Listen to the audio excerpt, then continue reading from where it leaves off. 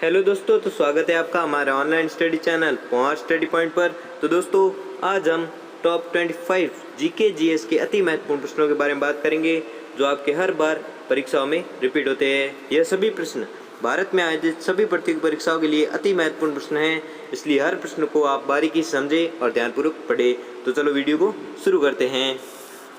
आपका पहला सवाल है कि भिलाई इस्पात संयंत्र किसकी मदद से स्थापित किया गया है। ध्यान से पढ़े प्रश्न को वापस से एक बार कि भिलाई इस्पात संयंत्र किसकी मदद से स्थापित किया गया है। हमें उस देश का नाम बताना है जिसकी मदद से भिलाई लो इस्पात संयंत्र स्थापित किया गया है। ये वेरी मोस्ट इम्पोर्टेंट क्वेश्चन है, बहुत बार एसएससी एग्जाम में बहुत बार पूछा गया है, इसलिए आप याद रखें किसकी मदद से भिलाई इस्पात संयंत्र स्थापित किया गया था। तो आपको याद रखना है रूस की मदद से क्या स्थापित किया गया था, भिलाई इस्पात संयंत्र। ठीक है, अगला देखते हैं कि संयुक्त राज्य अमेरिका ने खालिस्तान में एक लोकतांत्रिक संविधान को अपनाया था। ध्यान से पढ़े प्रश्न को वापस से एक बार कि संयुक्त राज्य अमेरिका ने खालिस्तान में एक लोकतांत्रिक संविधान को अपनाया था। यानी कि अमेरिका ने एक लोकतांत्रिक संविधान को कब अपनाया था, हमें सन बताना है। तो आपको याद रखना है 1787 को लोकतांत्रिक संविधान को अपनाया था। किसने? संयुक्त राज्य अमेरिका ने। अब ध्यान से पूरा सेंटेंस पढ़ो कि संयुक्त राज्य अमेरिका ने 1787 में एक लोकतांत्रिक संविधान को अपनाया था।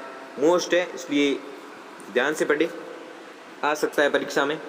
अगला देखते हैं कि नेपोलियन किस युद्ध में हार गया था। वेरी मोस्ट इंपॉर्टेंट क्वेश्चन है, वेरी मोस्ट इंपॉर्टेंट क्वेश्चन है। नेपोलियन पर एक क्वेश्चन तो आता ही है, बहुत बार पूछा जाता है नेपोलियन पर। तो ये वाला क्वेश्चन है कि नेपोलियन किस युद्ध में हार गया था। तो आपको याद रखना है कि वाटरलू युद्ध में कौन हार गया था, नेपोलियन। किस युद्ध में हार गया था, वाटरलू। ये अंतिम युद्ध था इसका, नेपोलियन का अंतिम युद्ध कौन सा था, तो आपको बताना है वाटरलू। ठीक है, वेरी मोस्ट इंपॉर्टेंट क्वेश्चन है। अगला देखते हैं कि निम्नलिखित में से कौन सबसे कठोर पदार्थ है। वापस से पढ़े प्रश्न को ध्यान से कि निम्नलिखित में से कौन सबसे कठोर पदार्थ है। तो आपको याद रखना है हीरा सबसे कठोर पदार्थ है। इनमें से सबसे ज़्यादा कठोर कौन सा है, हीरा, क्योंकि कोयला नहीं है, चांदी नहीं है, लोहा नहीं है, तो सबसे ज़्यादा हीरा कठोर है। ठीक है, अगला देखते हैं कि नामधापा राष्ट्रीय उद्यान कहाँ है। ध्यान से पढ़े प्रश्न को कि नामधापा राष्ट्रीय उद्यान कहाँ पर है। तो इसका जवाब हमें कमेंट में ज़रूर बताएं, जिससे कि आपका पता चल जाएगा कि आपकी प्रिपरेशन कितनी है। ठीक है, और हम लास्ट में आपको ये भी पूछेंगे आपने 25 में से कितने % सही किए, और इसका जवाब हमें कमेंट में ज़रूर बताएं कि नामधापा राष्ट्रीय उद्यान कहाँ पर है। ए असम, बी अरुणाचल प्रदेश, या सी मणिपुर, या डी मिजोरम। इसका जवाब कमेंट में ज़रूर बताएं। ठीक है, अगला देखते हैं कि इबोला वायरस का नाम लिया गया है। ध्यान से पढ़े प्रश्न को वापस से कि इबोला वायरस का नाम लिया गया है। तो आपका उत्तर होगा एक नदी के नाम से। ठीक है, इबोला वायरस का नाम लिया गया है एक नदी के नाम से। ठीक है, अगला देखते हैं कि पपीते में पीले रंग का कारण है।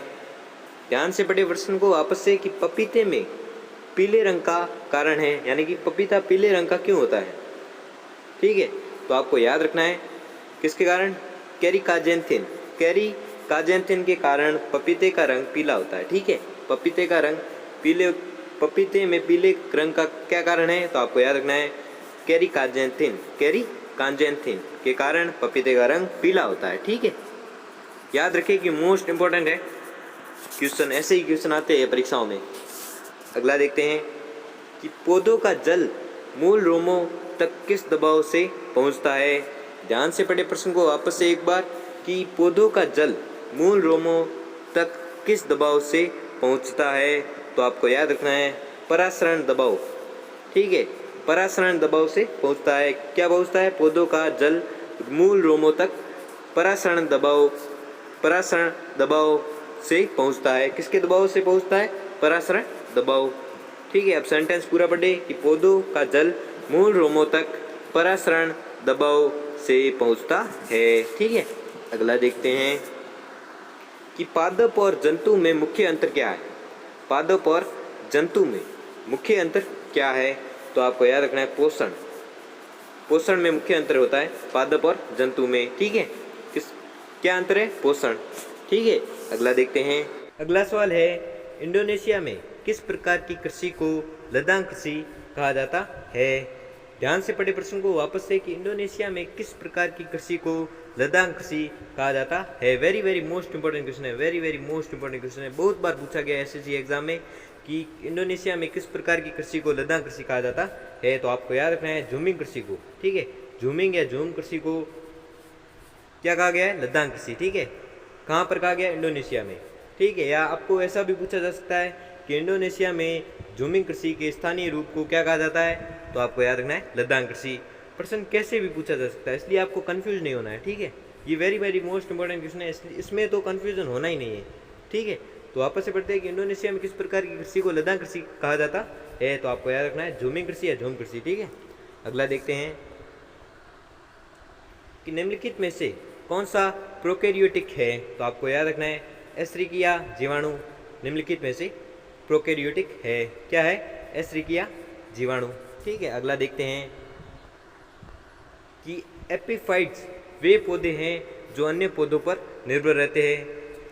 ध्यान से पढ़े प्रश्न को वापस से एक बार कि एपिफाइट्स वे पौधे हैं जो अन्य पौधों पर निर्भर रहते हैं। अन्य पौधों पर निर्भर रहते हैं यानी कि किसके लिए निर्भर रहते हैं, यानी कि अन्य पौधों पर किसके लिए निर्भर रहते हैं? भोजन के लिए नहीं, छाया के लिए नहीं, जल के लिए नहीं, तो आपको याद रखना है यांत्रिक अवलंब के लिए। कौन से पौधे निर्भर रहते हैं? एपिफाइट्स पौधे वे पौधे हैं जो अन्य पौधों पर निर्भर रहते हैं यांत्रिक अवलंब के लिए। ठीक है, यांत्रिक अवलंब के लिए अन्य पौधों पर निर्भर रहते हैं। कौन से पौधे? एपिफाइट्स पौधे। ठीक है, अगला देखते हैं।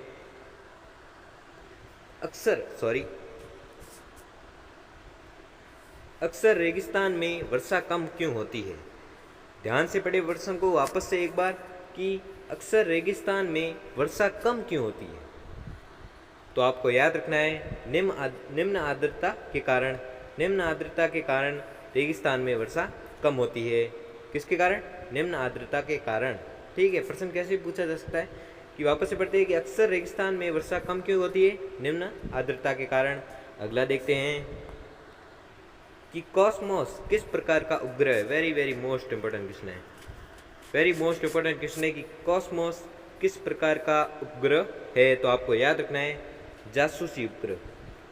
जासूसी उपग्रह किसे कहा जाता है, तो आपको याद रखना है कॉस्मोस उपग्रह को जासूसी उपग्रह कहा जाता है।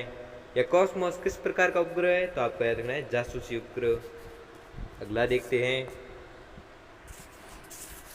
कि निम्नलिखित में से कौन सी खाई जाने वाली फफूंद है। निम्नलिखित में से कौन सी खाई जाने वाली फफूंद है, तो आपको याद रखना है बी मार्केला या मोरकेला, जो निम्नलिखित में से खाई जाने वाली फफूंद है या फफूंद है, सॉरी फफूंद है। ठीक है, निम्नलिखित में से कौन सी खाई जाने वाली फफूंद है, तो आपको याद रखना है मोरकेला। ठीक है, मोरकेला। अगला देखते हैं कि निम्न रेशों में से कौन सा या कौन से पौधे के तने का उत्पादन नहीं है। ध्यान से पढ़े प्रश्न को वापस से एक बार कि निम्न रेशों में से कौन से पौधे के तने का उत्पाद नहीं है। ठीक है, तो आपको याद रखना है कपास। कपास जो है पौधे के तने का उत्पाद नहीं है, पौधे के तने का उत्पाद नहीं है। कौन नहीं है? कपास। ठीक है, अगला देखते हैं। कुंभ मेला का आयोजन कितने वर्षों के अंतराल पर किया जाता है। वापस से पढ़ते हैं प्रश्न को कि कुंभ मेले का आयोजन कितने वर्षों के अंतराल पर किया जाता है, तो आपको याद रखना है 12 वर्षों के अंतराल में।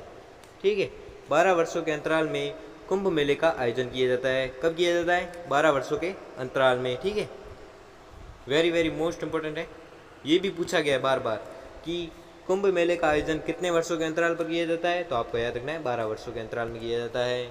अगला देखते हैं कि तमसो माँ ज्योतिर्गम्य कहाँ से ली गई है।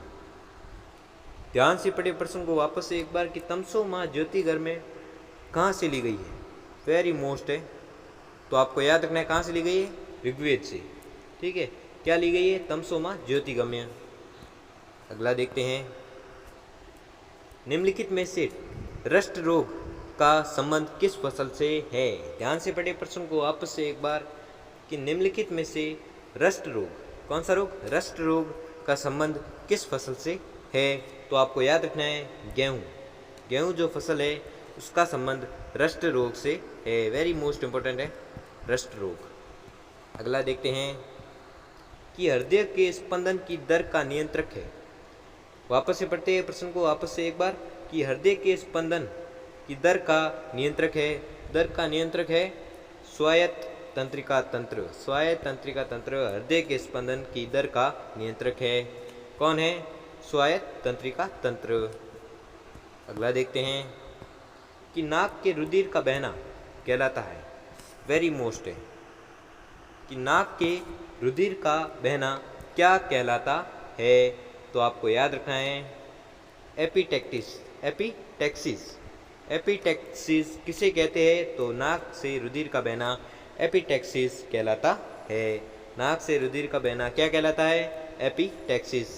ठीक है, अगला देखते हैं कि नाचने वाला हिरण भारत के किस प्रदेश में पाया जाता है। Very most important question, very very very very very very most important question है कि नाचने वाला हिरण भारत के किस प्रदेश में पाया जाता है। तो आपको याद रखना है मणिपुर में क्या पाया जाता है, नाचने वाला हिरण कहाँ पाया जाता है, मणिपुर में। अगला देखते हैं कि इनमें से कौन सा रक्तदाब का प्रमुख नियंत्रक है। ध्यान से पढ़े प्रश्न को वापस से एक बार कि इनमें से कौन सा रक्तदाब का प्रमुख नियंत्रक है। तो आपको याद रखना है अधिवृक्क ग्रंथियाँ जो रक्तदाब का प्रमुख नियंत्रक है। रक्तदाब का प्रमुख नियंत्रक कौन है, तो आपको याद रखना है अधिवृक्क ग्रंथियाँ रक्तदाब का प्रमुख नियंत्रक है। ठीक है, अगला देखते हैं कि अफगानिस्तान का हेलमंद प्रांत किसके उत्पादन के लिए प्रसिद्ध है। वापस से पढ़ते हैं प्रश्न को वापस से एक बार कि अफगानिस्तान का हेलमंद प्रांत किसके उत्पादन के लिए प्रसिद्ध है। मोस्ट इंपॉर्टेंट क्वेश्चन है कि अफगानिस्तान का हेलमंद प्रांत किसके उत्पादन के लिए प्रसिद्ध है। तो आपको याद रखना है अफीम के लिए कौन सा प्रांत प्रसिद्ध है। तो आपको याद रखना है हेलमंद, कहाँ पर है, अफगानिस्तान में। ठीक है, किसके लिए प्रसिद्ध है, अफीम के लिए। अगला देखते हैं कि ऑस्ट्रेलिया ग्रुप किसका प्रसार रोकने के लिए बनाया गया है। ध्यान से पढ़े प्रश्न को वापस से एक बार कि ऑस्ट्रेलिया ग्रुप किसका प्रसार रोकने के लिए बनाया गया है। तो आपको याद रखना है रासायनिक और जैव हथियार का प्रसार रोकने के लिए बनाया गया है। क्या बनाया गया है, ऑस्ट्रेलिया ग्रुप किसके प्रसार को रोकने के लिए बनाया गया है। तो आपको याद रखना है रासायनिक और जैव हथियार के लिए। तो दोस्तों आपने कितने प्रश्न सही किए 25 में से, वो हमें ज़रूर बताएं, जल्दी से जल्दी कमेंट करके ज़रूर बताएं। और अगर हमारा वीडियो आपको अच्छा लगा हो तो वीडियो को लाइक, चैनल को सब्सक्राइब और बेल आइकन को प्रेस कर लीजिए, जिससे कि हमारे